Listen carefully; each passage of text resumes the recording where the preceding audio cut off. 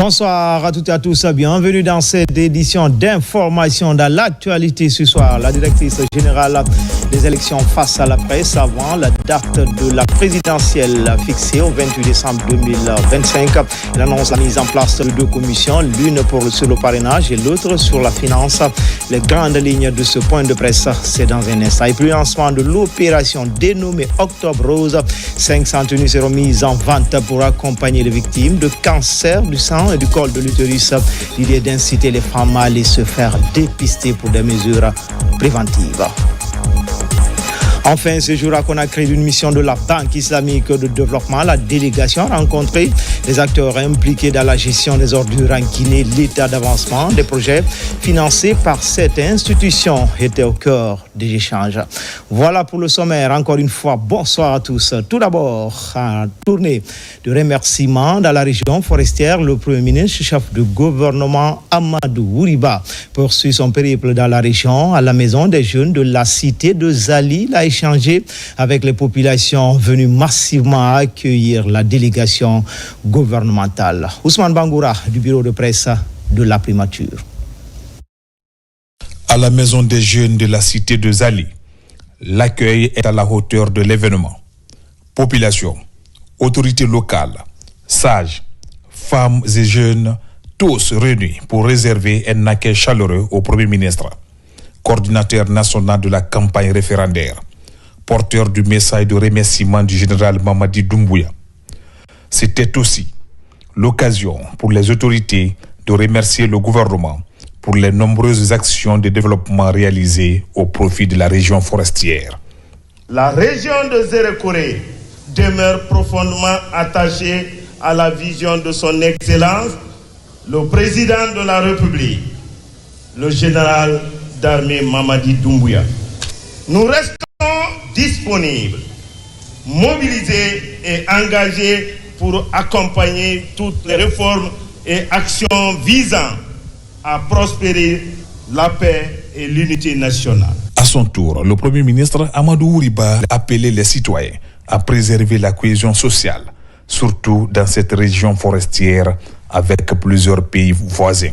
Le fait que le taux de participation aux alentours de 90, 91, 94% selon les contrées est un signe d'espoir que la population guinéenne croit en ce qui est en train d'être fait. Et pour ça aussi, recevez les remerciements du gouvernement et les remerciements du président de la République, le général Mamadi Doumbouya. Vous avez voté pour la Constitution à une très large majorité. Et vous avez raison de voter à une très large majorité cette Constitution. Parce que c'est une Constitution qui change la vie, qui changera notre destin en tant que société unie, solidaire et qui entend aller vers la prospérité. C'est très important, la Constitution de la République de Guinée. Et aussi, vous avez donné à travers ce vote massif du oui, vous avez dit, nous voulons ceci. Nous avons voté majoritairement pour cette Constitution. Aux gouvernants d'aujourd'hui, aux gouvernants de demain et d'après-demain, c'est un mandat qui vous est donné de gérer le pays en conformité avec la Constitution de la République de Guinée.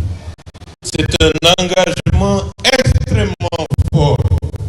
Et c'est un engagement qui, un peu partout, dans les pays d'alentour et d'ailleurs, sont en train de disserter pour dire la Constitution de la République de Guinée, telle qu'elle a été votée, est une chance pour le reste de l'Afrique parce que donne la voie pour résoudre les problèmes que les pays connaissent.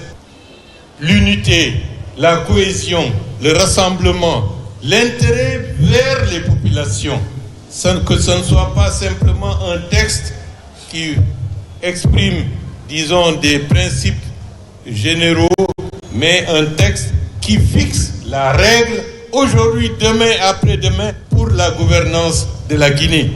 Merci pour tous. Merci pour ce que vous avez fait.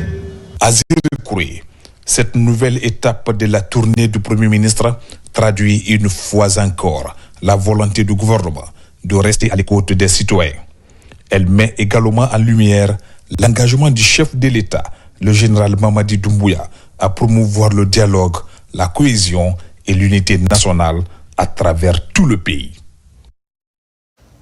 Comme annoncé dans les titres, la directrice générale des élections face à la presse avant la date de la présidentielle fixée au 28 décembre prochain. Elle annonce la mise en place de 2 commissions, l'une sur le parrainage et l'autre sur la finance, le rôle, le mandat de ces commissions, tout comme les modalités de candidature, le plafonnement des dépenses de campagne et le remboursement des cautions pour les candidats qui auraient 5% des suffrages exprimés. Amadou Touré et Abdourazak Souma reviennent sur les grandes lignes de ce point de presse. À la faveur de ce point de presse, la directrice générale des élections a fait le point sur la situation des préparatifs de l'élection présidentielle prévue le 28 décembre 2025.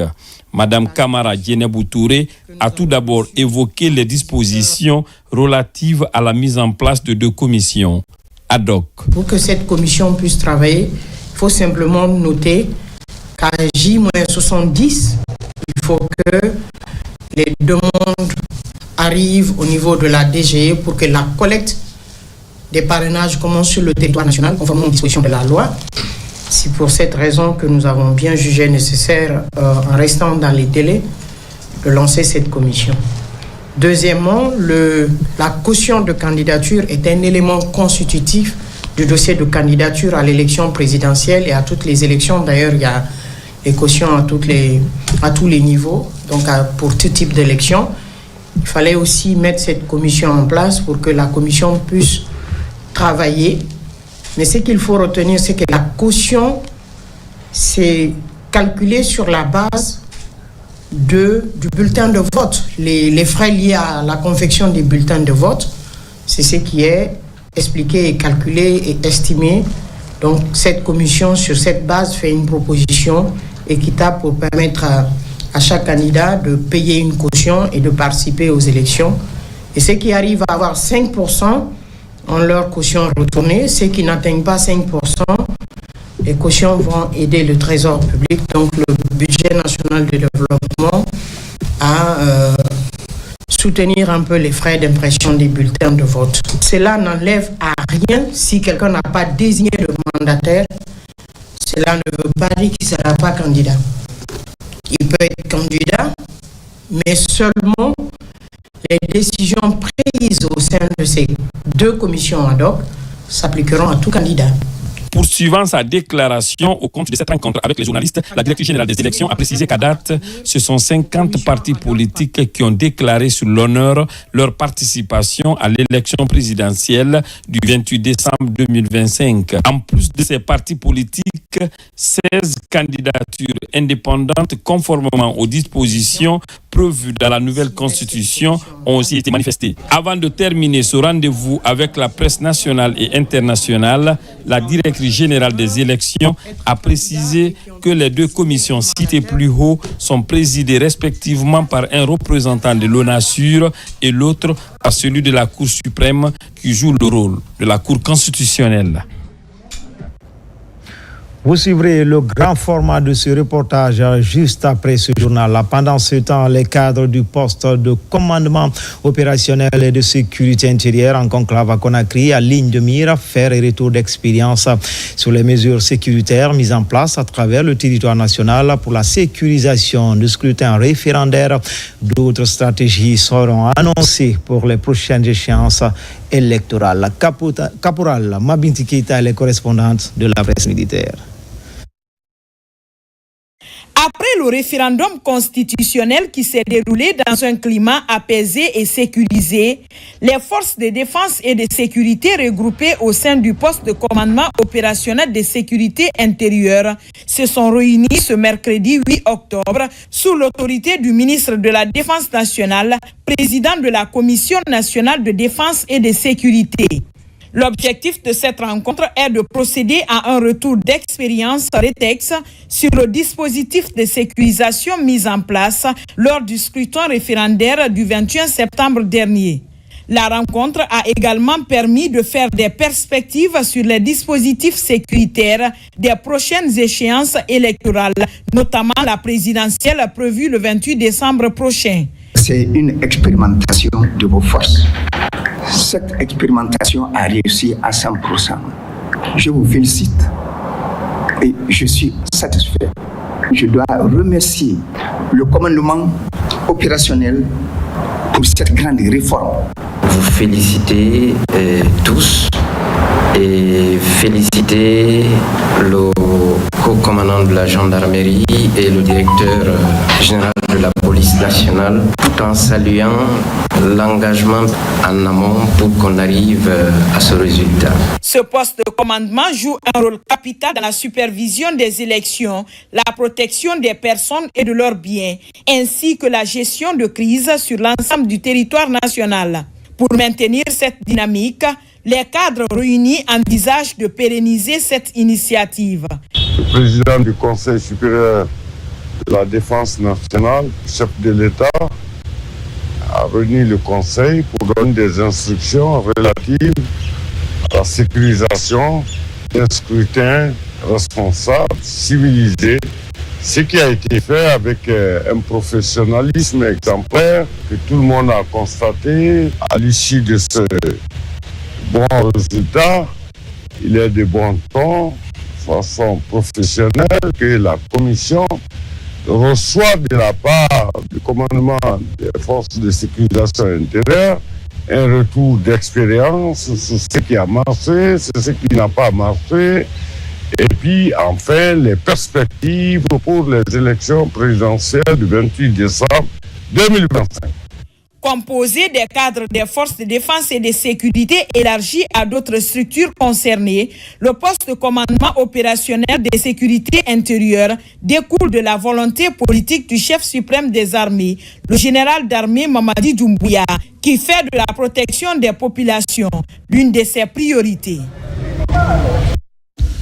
Le ministre des Transports dans les locaux de l'aéroport international Ahmed Sékou Touré de Conakry, Ousmane Gawal Diallo, veut s'assurer du bon déroulement des travaux de modernisation de cette infrastructure lancée depuis bientôt 2 ans. Toujours dans son agenda, le porte-parole du gouvernement a reçu son homologue du Nigeria pour une coopération renforcée entre Conakry et Abuja. Abraham Christophe Conté.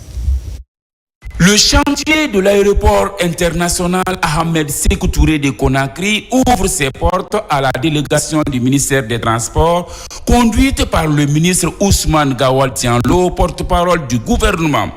La mission vient s'assurer de l'état d'avancement des travaux de modernisation de l'aéroport, des travaux engagés par le gouvernement guinéen depuis maintenant 2 ans et qui sont exécutés à ce jour à près de 95%.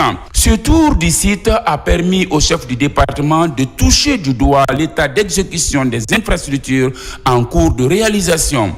Des bâtiments comme le bureau du gestionnaire de l'aéroport, le bâtiment autoritaire aéroportuaire, le PARIF poste d'accès inspection filtrage, le terminal fret pour les cargos import-export ou encore le pavillon présidentiel provisoire et les bâtiments administratifs. Ces infrastructures réalisées avec une architecture moderne viennent ainsi changer l'image de cet aéroport international Ahmed Sékou Touré de Conakry, la vitrine du pays conformément à la volonté du gouvernement qui s'inscrit dans la vision de refondation du chef de l'État général Mamadi Doumbouya. Auparavant, le ministre des Transports a reçu son homologue ministre nigérian de la marine marchande et de l'économie bleue sur le tarmac de l'aéroport Ahmed Sékou Touré de Conakry.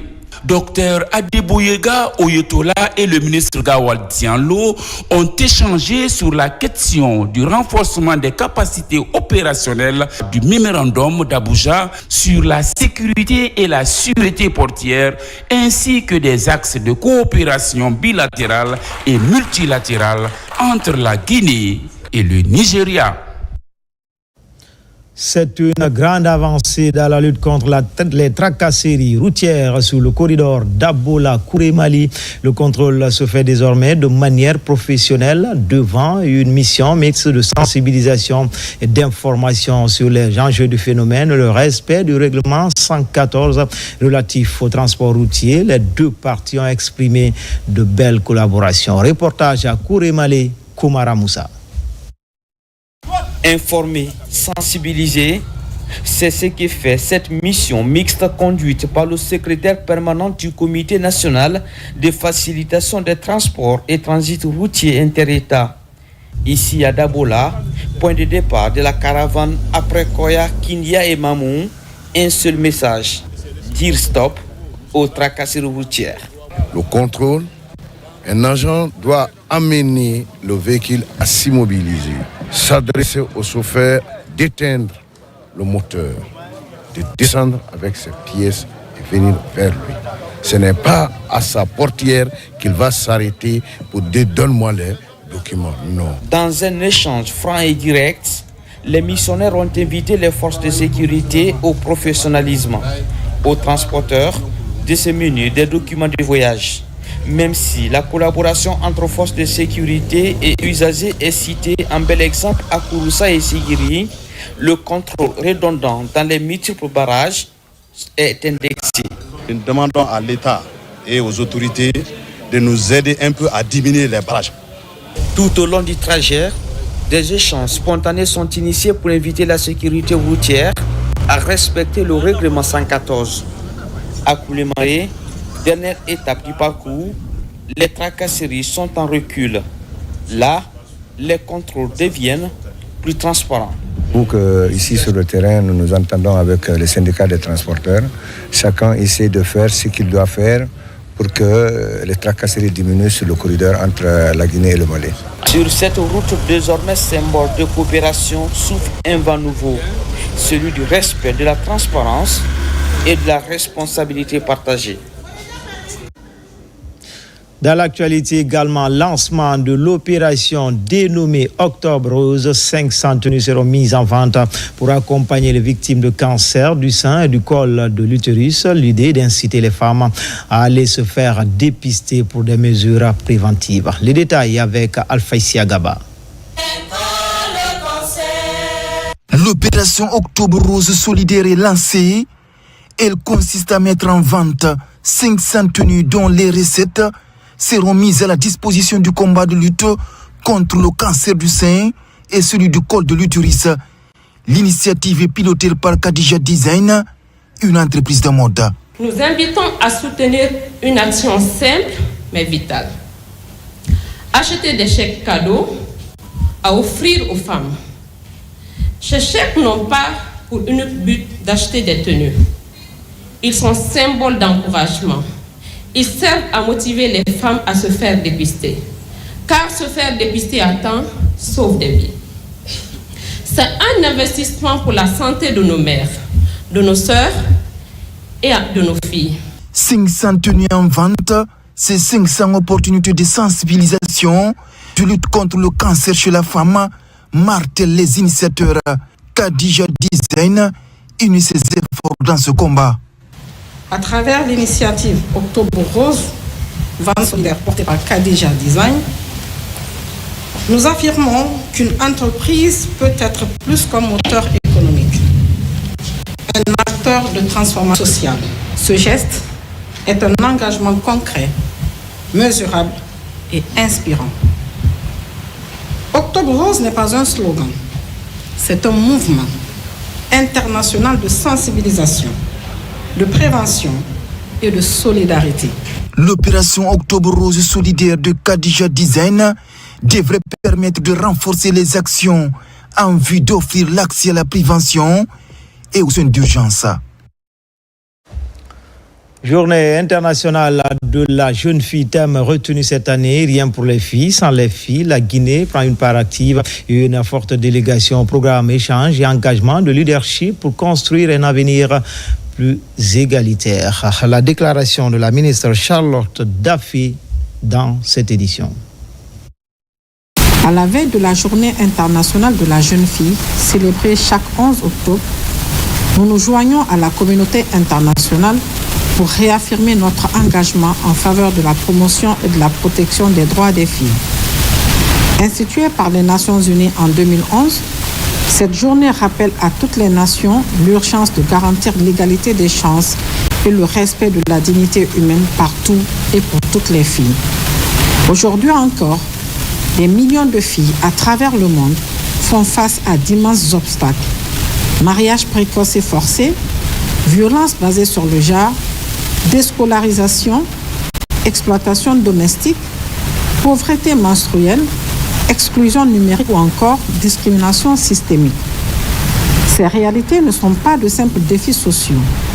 Elles constituent de graves violations des droits humains, freinant leur avenir et limitant le développement de nos sociétés. Son Excellence, Monsieur le Président de la République, le général Mamadi Doumbouya, qui, lors d'une de ses allocutions, a invité les acteurs de l'éducation, les partenaires au développement, les parents d'élèves et la société civile à se mobiliser tous pour la scolarisation et le maintien des filles à l'école pour un avenir meilleur. Le gouvernement, accompagné par ses partenaires au développement, ainsi que les acteurs de la société civile, a mis en place des politiques, stratégies, législations et programmes ciblés pour les femmes et les filles. En ce moment solennel, nous lançons un appel à la responsabilité collective. Familles, communautés, institutions, organisations et citoyens, chacun a un rôle à jouer. Protéger et valoriser les filles n'est pas seulement un devoir moral. C'est une priorité nationale et un impératif de justice sociale. Dans le volet économie tenu de la session de validation du cadrage macroéconomique 2024, durant les travaux, les cadres sectoriels vont passer en revue les performances économiques de notre pays. Le document servira de base pour les prochains débats d'orientation budgétaire 2026. Mamadou Saliouba. C'est un exercice de grande portée économique et sociale. Le comité de cadrage macroéconomique tient sa session. La rencontre réunit des cadres du ministère du Plan, de l'économie, du budget, ainsi que ceux de la Banque centrale. Durant cette assise, ils vont analyser les indicateurs économiques, mais aussi élaborer des orientations stratégiques pour l'économie guinéenne. La particularité de ce cadrage, c'est l'intégration des données rebasées dans le nouveau cadrage. Vous savez, la Guinée, pour la deuxième fois dans son histoire, on vient de finaliser le rebasage du PIB. Ce rebasage qui nous donne beaucoup un bon résultat, d'abord en termes de l'investissement et en termes de la dette. La dette qui était considérée à 39% est descendue aujourd'hui à 29%, la maîtrise de la dette. Mais aussi, ce qui est important, l'inflation a baissé jusqu'à 3%, mais aussi la pression fiscale qui était au niveau, qui est à peu près aujourd'hui 11 à 10%. Dans un contexte de performance économique saluée à l'international, la session de validation du comité de cadrage macroéconomique est une étape cruciale pour l'économie nationale. Le document issu des travaux servira de fondement au débat d'orientation budgétaire pour l'année 2026. Pour la première fois dans l'histoire de notre pays, on vient d'avoir la notation B+ avec S&P, et ce qui est extrêmement important dans notre écosystème financier et économique. C'est un bon résultat, c'est un bon pas, mais aussi nous devons essayer de serrer la ceinture, de maintenir, mais aussi aller au-delà de B+. Malgré le contexte mondial instable, les indicateurs économiques de la Guinée sont au vert, selon les spécialistes. Avec les grandes ambitions de transformation économique, les réformes se poursuivent pour renforcer durablement la souveraineté économique de la Guinée. De son côté, le ministère du Travail et de la Fonction publique fait un pas de plus vers l'élaboration du nouveau programme de réforme de l'État et de modernisation de l'administration. Les travaux du 11e atelier thématique portant sur les corps de contrôle des services publics viennent de démarrer. Les assises visent à faire un diagnostic clair du travail de corps de contrôle avant de faire des propositions pour améliorer les prestations. Moussa Namina Keita, Mamadi Terna Kamisoko. C'est le 11e atelier thématique lancé à Conakry dans le cadre de l'élaboration du nouveau programme de réforme de l'État et de modernisation de l'administration publique PREMAP. Cette rencontre réunit les différents corps de contrôle des services publics, acteurs clés dans la promotion de la bonne gouvernance, de la transparence et de la redevabilité dans la gestion des affaires publiques. Aujourd'hui, nous sommes là sur la thématique de la réforme de notre corps de contrôle. Dans les corps de contrôle, qui doit faire quoi pour rendre efficaces les services de contrôle dans notre administration publique. Sans contrôle, il serait très difficile qu'on puisse limiter aujourd'hui un fléau qu'on appelle la corruption et renforcer la transparence. L'objectif est clair, proposer des recommandations précises et opérationnelles pour renforcer la cohérence, la coordination et l'efficacité du dispositif national de contrôle. Notre réflexion, mesdames et messieurs, ne part pas de zéro. La Guinée dispose déjà d'un socle juridique et institutionnel solide, fruit des réformes engagées depuis plusieurs années. Ces ateliers organisés par la Direction nationale de la réforme administrative font suite à des enquêtes menées par un comité d'experts. Ce cadre d'échange vise ainsi à clarifier les responsabilités et à renforcer l'efficacité de l'action publique. Ils vont faire l'état des lieux du fonctionnement. Nous savons tous qu'il y a des problèmes de chevauchement institutionnel, des questions de chevauchement d'attribution, des questions de moyens de travail, des questions d'adéquation entre les compétences des acteurs qui interviennent dans cette chaîne de travail, mais également des profils aussi disponibles dans ces différents corps. Dans la dynamique de la vision Simandou 2040, la Guinée entend se doter d'un programme cohérent capable de dynamiser les réformes de l'État et de garantir que chaque citoyen bénéficie des retombées du changement en cours. Le ministère de la Pêche et de l'économie maritime poursuit ses efforts de modernisation des structures sous sa tutelle. Ce vendredi, le ministre Fassou Théa a présidé la remise officielle des kits d'inspection à l'ONSPA. Le programme bénéficie du soutien de la Banque mondiale. N'est-ce pas, Algassi Mouba? Dans l'enceinte de l'Office national de contrôle sanitaire des produits de la pêche et de l'aquaculture, le ministère de la Pêche équipe ses services techniques de nouveaux matériels de travail. Les bénéficiaires de ce jour, les inspecteurs et techniciens de l'Office. Ils reçoivent des balances portables électroniques, des thermomètres à sonde et infrarouge, des hygromètres et équipements de contrôle.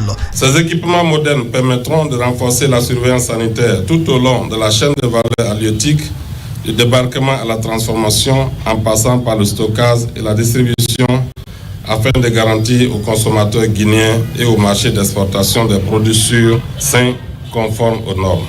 Cette dotation vient renforcer le dispositif national d'inspection et de certification sanitaire indispensable pour la conformité des produits halieutiques aux normes internationales. Pour essentiellement renforcer le système de contrôle sanitaire des produits halieutiques au niveau aussi bien central qu'au niveau déconcentré, que le programme de sécurité sanitaire du ministère de la Santé a inscrit dans son plan d'action 2024-2025 un ensemble d'activités pour renforcer les capacités de l'ONSPA. Nous sommes, disons, des acteurs de la santé publique. Nous estimons qu'avec ce que nous avons eu là, avec les compétences qu'il y a, nous pouvons vraiment désormais faire notre travail avec aisance. Avec cette mise à disposition de kits, le ministère de la Pêche et de l'économie maritime confirme sa politique de modernisation des structures techniques et de promotion d'une pêche durable, respectueuse des normes sanitaires et environnementales. Un geste symbolique mais essentiel pour renforcer la crédibilité du contrôle sanitaire des produits de la pêche guinéenne, tant sur le plan national qu'international. Autre titre de l'actualité, séjour à Conakry d'une mission de la Banque islamique de développement. La délégation a rencontré les acteurs impliqués dans la gestion des ordures en Guinée. L'état d'avancement des projets financés par cette institution était au cœur des échanges. La mission a visité également le chantier prévu comme futur garage des camions d'assainissement. Mohamed Lamine Kamara. Les chantiers des travaux de drainage et des stations de bout de vidage sont conjointement financés par le gouvernement et la Banque islamique de développement. Dans le registre du suivi du portefeuille de la BID en Guinée, une mission de cette institution séjourne actuellement à Conakry. Cette séance de travail regroupe la délégation de la BID, les cadres de l'ANASP, de l'unité de gestion du projet d'assainissement de Conakry et de la mission du contrôle des travaux. L'état d'avancement du projet en cours d'exécution est celui en préparation qui porte sur la gestion intégrée des déchets dans 8 villes de l'intérieur du pays sont au centre des échanges. Nous avons reçu l'équipe de la BID. Nous avons partagé avec l'équipe les perspectives, c'est-à-dire les projets que nous avons, les projets des 8 villes dont la direction accorde une grande importance. Au cours de ces entretiens, de fortes recommandations sont faites par la mission pour l'augmentation du rythme de travail des entreprises en charge des travaux de drainage et des stations de bout de vidange. L'accroissement du rythme de travail devrait permettre à booster le taux de décaissement qui est un indicateur important pour la BID. Dans le cadre de ce projet, la BID a eu à mettre à la disposition de la République de Guinée un lot important de matériaux lourds, notamment 64 camions pour le ramassage des déchets solides dans la ville de Conakry. Donc cet hangar-là, ce garage-là est en train d'être construit, d'être finalisé. D'une manière générale, pour ce qui concerne le projet, donc il y a un avancement. Pour le nouveau projet portant sur les 8 villes de l'intérieur du pays, la Banque islamique de développement a marqué son intérêt pour le financement du projet à condition d'avoir des études pertinentes, au moins du niveau d'avant-projet. Cette mission de la BID mettra ce séjour à profit pour rencontrer le ministre de l'Hydraulique et des Hydrocarbures. La distribution de l'eau potable est perturbée dans la zone de Bessia, cité de l'air, une situation désagréable provoquée par les travaux de bitumage des ruelles en cours dans ce quartier de Conakry. Explication, Nabi Kamara. Les travaux de reprofilage et de bitumage des bretelles de Bessia, cité de l'air, se poursuivent sur le terrain. Ils sont exécutés par l'entreprise EDC, qui malheureusement cause beaucoup de dommages sur les conduites et branchements de la SEG. Du coup, plus de 3000 ménages sont impactés par le manque d'eau potable depuis quelques semaines. La plupart de nos clients qui se trouvent à la cité de l'air, Bessia Marché, beaucoup sont impactés, ils n'ont pas d'eau pour le moment. Tous ces bretelles, ils sont travaillés sans même nous consulter. C'est une entreprise qui relève des travaux publics et de l'Azeroute en un mot. Depuis le début des travaux, presque la SEG entière à l'agence Imaya, il y a eu 3,019 clients impactés, c'est-à-dire dans les différents quartiers. Et précisément le cas d'ici, il y a eu 300 à 400 clients impactés au niveau de la cité de l'air Bessia. Le directeur général de la Société des eaux de Guinée, qui est allé faire le constat sur les lieux, a interpellé l'entreprise EDC sur cette réalité. Kermo Mamadou Nassirou Diallo a mobilisé en même temps ses techniciens à rétablir ces impactés dans leurs droits le plus rapidement possible. Également, le manque d'eau potable dans certains quartiers de la route banlieue du Grand Conakry préoccupe également la diaspora guinéenne. La Fédération des associations guinéennes en Haute-France, en partenariat avec Life ONG, vient de réaliser des forages à Koloma, Simbayagar, Simambossia, tout comme Madubreka et Koyar. Maïmouna Bela Diallo. C'est pour alléger la souffrance des populations dans les quartiers que la Fédération des associations guinéennes en Haute-de-France a lancé des projets de construction de forages pour soulager les populations guinéennes. Ces projets ont été financés par Life ONG. Nous avons pu construire 5 forages à travers l'aide de notre partenaire Life ONG qui ont été inaugurés depuis avant-hier. Nous avons le forage de Koloma, nous avons le forage de Simbayagar, le forage de Simambossia, secteur La Forêt. Nous avons le forage aussi de Dubreka, Kolaya, à 20 km de la ville de Dubreka. Nous sommes présentement maintenant à Kakulimaya pour l'inauguration de ce forage. Nous construisons des forages, nous les mettons en place, mais l'entretien revient maintenant à la population. Dans certaines localités, les femmes, pour se procurer de l'eau potable, étaient obligées de se réveiller très tôt le matin pour faire la queue et d'autres parcouraient des kilomètres à pied. Avant l'arrivée du forage, On était obligé de se déplacer, d'aller très loin pour piger de l'eau ou d'aller au puits et faire la queue. Nous en sommes très heureux. Très touchés par ce geste humanitaire, la FAD HDF, Life ONG et les élus locaux ont promis d'entretenir ces bijoux pour le bien-être des communautés. De là au centre-ville auprès de la mosquée, ça fait au moins un minimum de 3 km. Nous avons mis un système en place afin de pouvoir entretenir ce forage. Pour nous, c'est un élan de solidarité à l'endroit de toutes ces initiatives. Pour ceux qui ont des forages, notamment, c'est faciliter l'accès à cette denrée qui est essentielle pour la vie humaine. Partout, les donateurs ont mis en place le CGE, Comité de gestion de l'eau pour l'entretien et la gestion durable de ces infrastructures pour le bien-être des communautés. Sécurité routière, la direction générale des garages du gouvernement et la RTG unissent les efforts. Un groupe de chauffeurs bénéficie d'une formation en conduite préventive sur renforcement de capacité, s'inscrit dans un vaste projet visant à professionnaliser les conducteurs des engins de l'État. Mamadi Ternakamisoko, Foudé Alpha Kamara. Au-delà de sa mission principale de gestion et de maintenance du parc automobile de l'État, la direction générale des garages du gouvernement s'investit également dans la promotion de la sécurité routière. C'est dans ce cadre qu'elle a initié une formation en conduite préventive au profit d'un groupe de chauffeurs de la radio-télévision guinéenne RTG. Merci pour tout ce que vous avez fait, pour avoir inculqué à nos chauffeurs de nouvelles compétences qui leur permettront désormais de s'améliorer dans leur métier. Conduire aujourd'hui, ce n'est pas que de tenir le volant. Conduire, c'est de savoir qu'est-ce qui réglemente, n'est-ce pas, la circulation. Cette initiative qui vise à renforcer vos compétences et à actualiser vos connaissances techniques s'inscrit pleinement dans la dynamique de modernisation et de professionnalisation que nous avons engagée à la radio-télévision guinéenne. Et celui qui nous donne cette audace est le général Mamadi Doumbouya, qui souhaite que tous les travailleurs de la Guinée, quel que soit leur lieu de travail, où qu'ils se trouvent, ou le poste qu'ils occupent, se professionnalise. Cette formation s'inscrit dans un vaste programme de professionnalisation des conducteurs des véhicules de l'État. Elle illustre la volonté des garages du gouvernement de moderniser les pratiques, de renforcer les compétences. La formation en conduite préventive que vous avez suivie n'est pas une simple formalité.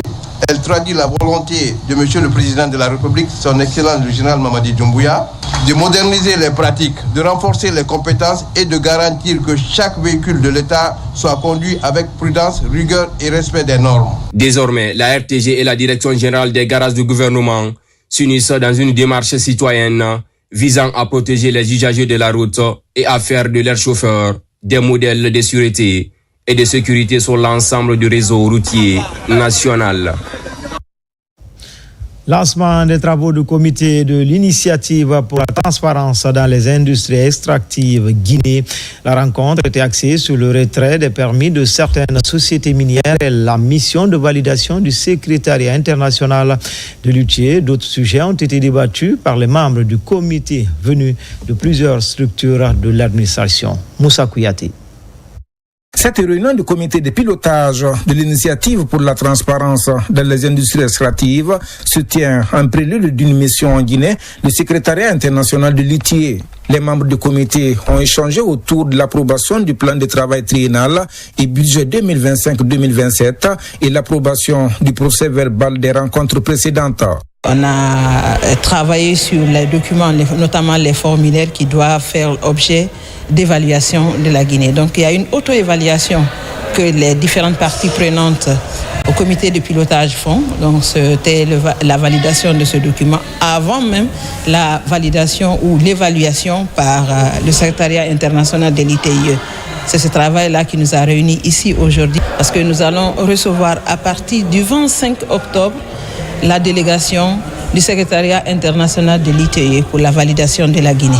Le retrait récent des permis de certaines sociétés minières a fait l'objet d'échanges entre le comité de pilotage et le ministère des Mines et de la Géologie, représenté par le directeur du Centre de promotion et de développement minier. Le CPDM est l'épine dorsale ou backbone de toute l'activité minière ou le gestionnaire du cadastre minier, l'État guinéen a enclenché l'assainissement du cadastre minier, qui est de rendre le cadastre libre et transparent. C'est des manquements graves constatés au niveau de ces permis. C'est pourquoi ils ont été retirés. Renforcer la bonne gouvernance dans les mines, promouvoir la compréhension et la transparence dans la gestion des ressources naturelles sont entre autres quelques missions de l'ITIE. Face aux conséquences de l'incendie du dépôt d'hydrocarbures de Kaloum, plus précisément dans le quartier Koronti, la Solidarité nationale s'organise. L'Agence nationale d'inclusion économique et sociale Agnès est sur le terrain pour apporter son aide aux familles touchées avec le soutien du Fonds monétaire international. Une opération d'assistance financière est en cours au profit des sinistrés de Conakry. Diana Yansane. À la suite de l'incendie du dépôt d'hydrocarbures de Kaloum, l'Agence nationale d'inclusion économique et sociale Agnès a lancé depuis 3 jours une opération d'aide financière destinée aux ménages sinistrés. Plus de 3600 familles d'Almamia, de Koulewondi, de Koronti et de Tombo, recensées avec l'appui de l'Anguche et des chefs de quartier, recevront 1 250 000 francs guinéens par mois pendant 1 an, grâce à un financement du FMI pour les aider à se relever et retrouver une stabilité. Dans le cadre de la sécurisation, nous avons pris toutes les dispositions pour que les opérations de paiement et d'enrôlement se fassent dans les très bonnes conditions. Nous avons doublé toutes les équipes pour que, pendant que l'autre est en train d'enregistrer les personnes, l'autre est en train de faire le paiement. Pour cette période exceptionnelle d'entrée des classes, nous avons décidé avec les partenaires, notamment avec la CTSP, qui est un organe du ministère des Finances, qui est chargé de faire le lien entre l'ANIES, structure bénéficiaire, et le FMI, le financeur. Nous avons décidé de doubler la fréquence des transferts ce mois-ci. Donc les bénéficiaires vont bénéficier de 2 500 000. Financée par le Fonds monétaire international FMI, cette initiative permettra à chaque famille de recevoir 1 250 000 francs guinéens par mois pendant 1 an afin de favoriser leur réinsertion socio-économique. Depuis l'incendie du dépôt d'hydrocarbures, on nous aide à tout moment. Avec l'ouverture des classes, ça nous a beaucoup soulagés. À travers ce programme, les autorités entendent renforcer la solidarité nationale et confirmer la vocation sociale de l'Agnès. Pose de la première pierre des travaux de construction d'une nouvelle infrastructure dans la commune de Matam.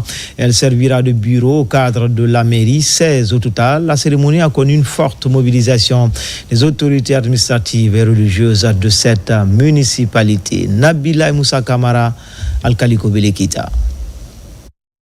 C'est la pose de pierre pour la construction de 16 bureaux administratifs dans la commune de Matam. Fruit d'un partenariat public-privé, ce projet s'inscrit dans le cadre d'une stratégie qui va permettre à l'administration communale de Matam de renforcer ses capacités fonctionnelles afin d'offrir de meilleures conditions de travail à son personnel. Le besoin s'exprimait par le fait d'avoir des services qui n'avaient pas de bureau. Les impôts de Matam sont logés dans un immeuble sur le territoire de Matam qui coûte plus de 100 millions à la mairie de Matam chaque année. En plus des impôts, il y a d'autres services qui ont aussi besoin de bureaux. Voilà pourquoi nous réalisons ces bureaux aujourd'hui, pour que nos travailleurs soient à l'aise, mais aussi que Matam économise de l'argent qui sort pour les locations. Après la rénovation du siège de la commune, la construction de ce bâtiment R+3 est une étape importante dans le processus de modernisation de la commune de Matam. Ça va être un vrai ouf de soulagement en faveur et au profit de la population de Matam, mais également au profit des travailleurs de la commune urbaine de Matam. Je demanderai à l'entreprise de respecter les engagements du contrat. Notre direction va veiller à l'application des règles de construction sur ce chantier, puisque l'habitat d'ailleurs est le maître d'ouvrage délégué de toutes les constructions.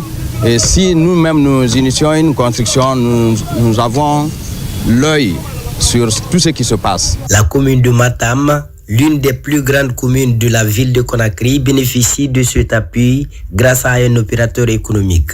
Le délai d'exécution des travaux est de 6 mois.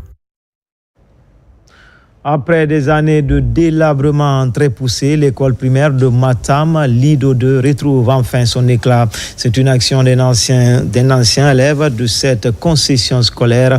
Elle est enfin rénovée, offrant un nouveau cadre d'apprentissage aux enfants de cette contrée. Maïmouna Bella Diallo. Dans une ambiance de reconnaissance et de fierté, les sages, les autorités communales et les habitants de Matam Lido 2 ont accueilli l'honorable Mohamed Victor Bangoura, ancien élève de l'école, venu présenter le fruit de son initiative, la rénovation complète de son ancien établissement. Cette école m'a formé et elle m'a tout donné. J'ai un grand souvenir de cet établissement. C'est pourquoi, pendant le Ramadan, j'ai offert de l'eau potable avec un forage à cet établissement.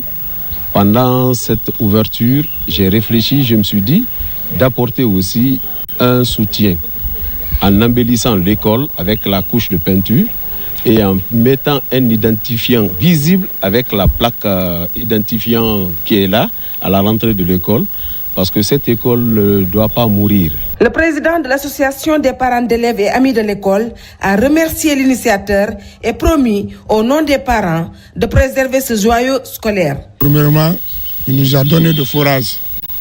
Le deuxièmement, il est venu au secours pour changer le visage de notre école. Ça, c'est un grand pas. Au nom de la communauté de Matam et au nom du bureau de membres du quartier, je remercie M. Victor Bangoura pour ce qu'il nous a fait à Matam Lido. Les 6 salles de classe, la direction, les latrines, la clôture et même le système d'adduction d'eau ont été entièrement réhabilités. L'établissement affiche désormais un nouveau visage parmi les plus beaux de la commune de Matam. En province, à Séguiri, les forces de l'ordre renforcent leur aptitude pour intensifier la lutte contre la traite des enfants et trafic illégal des migrants. De nouvelles astuces sont explorées pour améliorer les performances. L'OPROGEM, l'une des unités de la police nationale, a aussi partagé ses expériences pour atteindre les grands défis de ce combat commun. Kiamokaba, Toumani Sira Diallo.